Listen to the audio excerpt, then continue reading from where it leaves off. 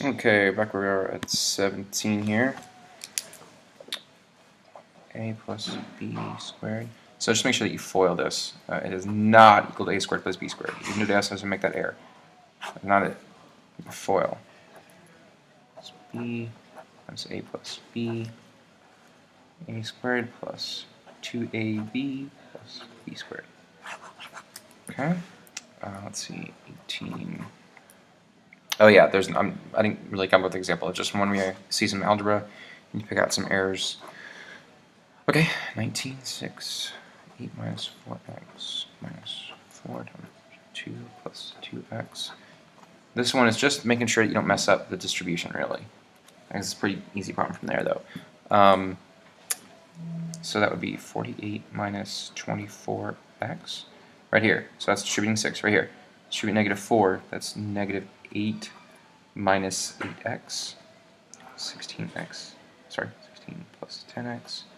Let's get all x's on one side, so I'm going to subtract this 10x, move it over here. And I'm going to subtract the 48 to the right side. I'm going to, oops, that's not extra. Oops. I'm going to add that 8. There we go. So on this side I got negative 10x minus 24x minus 8x. And on this side I have 16 minus 48 plus 8. Come here, type some real quick. So let's see, 16 minus 48 plus 8, negative 24. So got negative 24 over here. And on that side, negative 10 minus 24 minus 8, negative 42x. Divide both sides by negative 42, and you get x equals, negative 24 over negative 42. Simplify, and you get x equals 12 over 21. Now, what's neat, you can check these really easily in Desmos. So if you just type in the original, oh, where'd it go? Oh, I cleared it off. Okay, just a second. If you type in the original problem,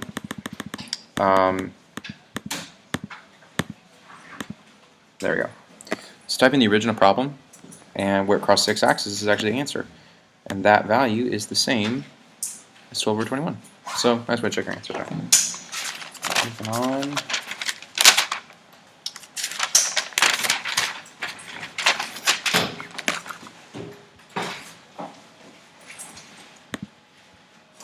Oh, 20, okay. 20 here. So 4x to the 4th.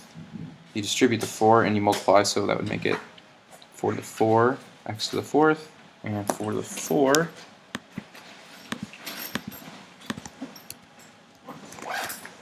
It's 256, so the answer is 256, x to the 4th. Okay, and that's part A. Part B, okay. Negative 6xy cubed, negative 2. So I'm going to deal with this negative first. So the negative means put it all on the bottom. So now I got negative 6xy cubed squared on the denominator. Now distribute this 2 here. So that's 1 over negative 6 squared, x squared, y to the 6. And finally, 1 over 36, x squared, y to the 6. Answer, so 21. Okay, so just for this test, I'm okay with this using graphing and having a not exact answer, because if you do quadratic formula on this, which is what I've done in the key, I believe, you'll get the exact answer. But since we've got so many problems to do, I'm fine if you just graph it. So let's just throw that up into a graph here. 6x squared plus 20x plus 2, is that right? Yeah, 20x plus 2. So to do that, I'm just going to get a better view of my graph here. There we go. So I'm going to write down the answers. Let's see right there. So x equals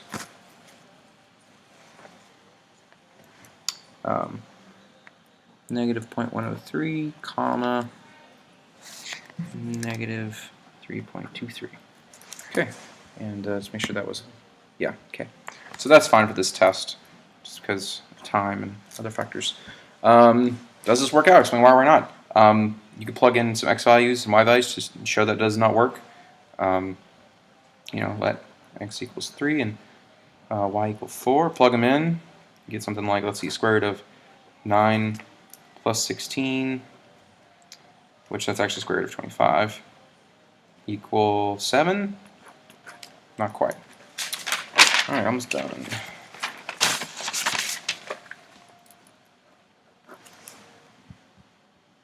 Okay, a couple of expressions that are similar to that. So here's the original 3x, 2. Let's see, just the first one we could do. You have a negative exponent, so it means flip it up to the top. So here's one, would be 3. Okay. Another one would be, we'll distribute the 2 and you get 9x squared. Okay. And then, I mean, that's the most simplified version. We could, yeah, I'm really kind of dry on ideas on that one. You know, if you want to get really picky, that's another way to write it. 24, there's not much going on with 24 other than you could say like a values be opposites. So one's positive, one's negative. But obviously the stretch factor does at least look the same. You might say something about how the h values is the same for both because they both have the vertex on the axes like that.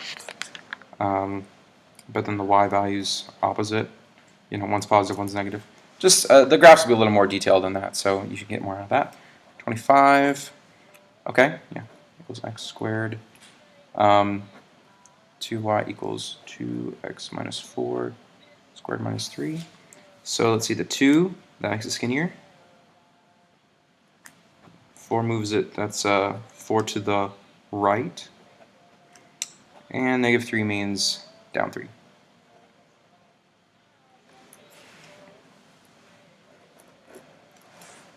Okay, so here, so a little more of that. There's the parent graph, or parent equation, but shifted 5 up, 3 to the left, that would become, okay, to the left would be plus, because it's opposite, and then plus 5, okay? Second one here, start with x squared, stretch factor of 4, h is negative 3, so that becomes x plus 3 squared, and then you don't need the k, because k is 0. Okay. Sorry, I'm going to go through these quickly, but there's just been so many of them. Okay, 27. Solve for k. Now, this is another one where I'm just going to graph it. For the sake of time, it will not be completely accurate, but it shows you understand that it's a parabola, and you're just saying when it crosses the x-axis. That's all you're doing there. So, just that real quick. Now, obviously, when you write it in Desmos, go ahead and use k's. I'm sorry, not k's. Use x's.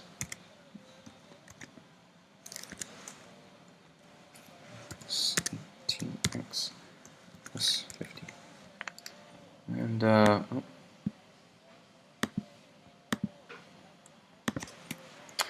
So there you go, those are answers.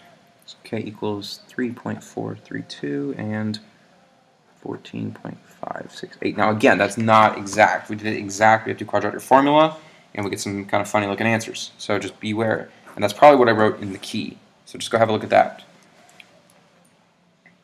Oh, and solving system equations. You can do that in here. So I'm just going to graph that one. You are welcome to use whatever method you'd like. I will not judge you for that. But whatever method you do use, I'd highly recommend checking my graphing, which means maybe it's easier just to graph it in the first place. I'll leave that to you. So negative 0.5x plus 8. Where they cross. There, so it kind of looks like this.